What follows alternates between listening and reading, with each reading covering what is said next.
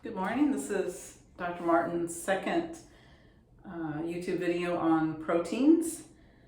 We were talking about the amino acids that make up proteins, and now I'd like to talk about how two amino acids come together to form a peptide bond and what's involved. So I've written on the board here two simple amino acids side by side. This first one is the simplest of the 20. This is glycine. This is phenylalanine. You don't need to know the name of it. In order to form a peptide bond between these two, we remove a water molecule. So this is a dehydration type of reaction. And in removing H2O, we form the peptide bond. So here is the peptide bond, which is a covalent bond, but we name it because of the particular molecules that make up the bond, amino acids. Okay, the next thing I need to talk about is how, so now that we've talked about the simplest level of structure of proteins, I'm going to look at the structure of proteins in sort of higher levels of organization. And biochemists talk about different levels as being primary, secondary, tertiary, and quaternary. So this is going to be point number 6. We'll call this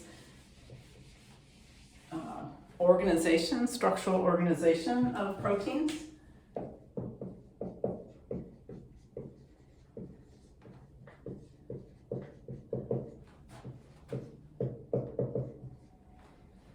And again, primary, or what's called primary structure, refers to the specific sequence of amino acids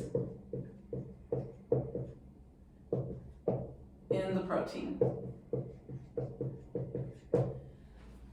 So if I'm looking at a protein that I want to study, the first thing I would do is to break it down, and I want to somehow be able to identify the particular sequence in which the amino acids are linked. And so I might have, at one end, I have a glycine, and maybe that's bonded to a leucine, which is bonded to a valine, and so on.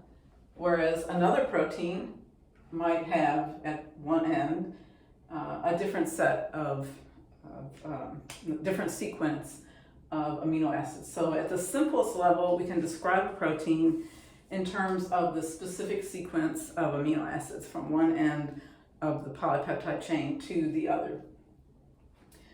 Once we take a step back and look at a protein structure, we now talk about what's called secondary structure. Oops. And there are two, this is local arrangements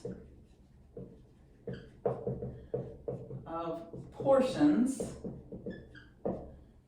of the amino acid chain.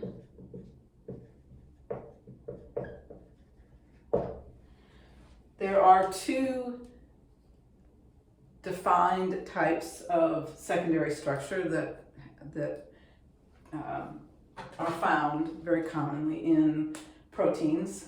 One of them is called an alpha helix, and the other is called a beta pleated sheet. These are two examples of secondary structure. And I have a model here to illustrate this. If you can see this, this is a protein, a polypeptide chain. It's a hypothetical protein. And I didn't designate the specific amino acids that make this up. Instead, I opted to just show the secondary structure. And in this case, this region right here, the coiled area, is an alpha helix. In this particular protein, there's actually 3 alpha helical regions. And then they arrange themselves into space in a particular manner. And so that's the next level. So when we talk about just the secondary structure, we're just talking about one little region and how it coils or what it does 3-dimensionally. So it's not the entire thing, it's just portions of it here and there. The beta pleated sheet is a little bit harder for me to illustrate on that kind of a model, so I tried to make a paper model. And in this case, the amino acid chain is formed, starts here, comes around, and then comes back around. And when you look at it from the side, it's pleated. And those amino acids are held in position by weak bonds that are called hydrogen bonds. And the same with the alpha helix. The amino acid chain is held in position, in this coil position, by a number of weak bonds that form between the amino acids. Okay, so let's move up a step in the structural organization. So we've got primary, secondary. The next level for all proteins is what we're going to call tertiary structure. And this describes the interaction of local structures to form a 3-dimensional structure. So this particular model shows you the tertiary structure, because we're looking at 3 different alpha helical regions that are held together in a specific shape. And those are held by sometimes covalent bonds, sometimes ionic bonds, sometimes weaker bonds that are called hydrogen bonds. But most proteins are going to have a relatively defined 3-dimensional shape. So all proteins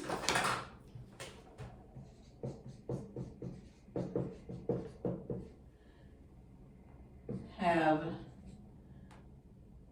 3 levels of organization.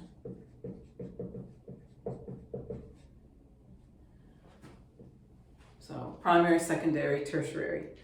Some proteins have a 4th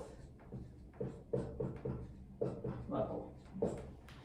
And these are more complicated proteins. And let me erase this. This is called the quaternary level. So it means 4th. Hemoglobin is a good example of a molecule that has this level of structure. And again, if you can imagine having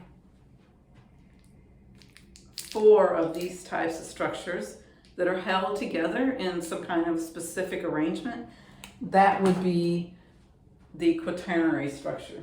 So again, for hemoglobin, I'll just kind of draw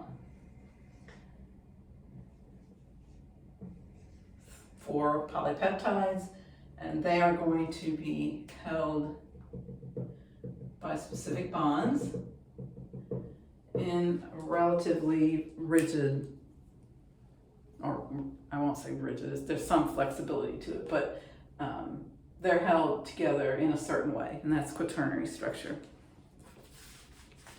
Okay, one last thing that I want to talk about. I just want to give some examples of the functions. This is going to be point number 7, functions of proteins. Proteins perform so many functions in a cell that if I had to list everything, it'd be quite a long list, but I just want to list a few things. Some proteins are going to be transport proteins. Their job is to transport smaller molecules from one part of the cell to another, or in the case of an example would be hemoglobin. And in this case, the hemoglobin is inside red blood cells. Red blood cells move through the circulatory system. Their job is to transport oxygen. So that's one kind of function.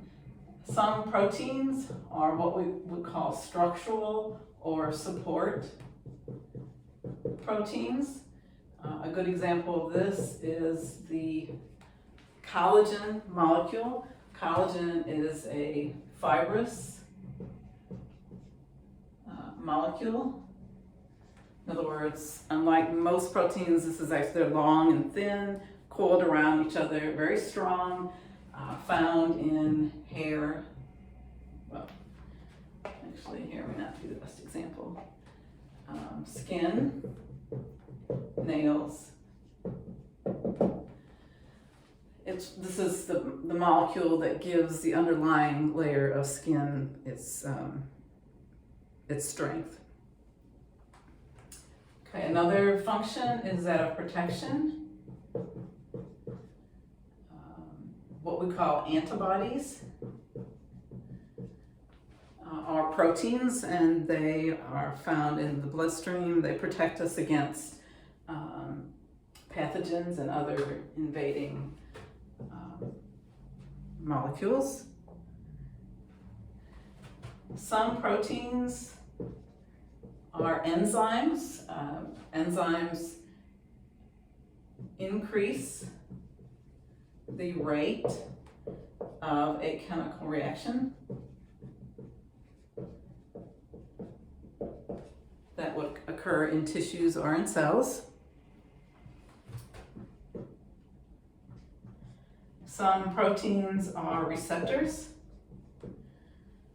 These are going to be proteins that are found either inside a cell or on the cell membrane, and they might interact with smaller molecules like hormones, and that will set off a whole range of secondary reactions that might have an effect overall the body. Hormones can be themselves proteins. For example, growth hormone, is a protein.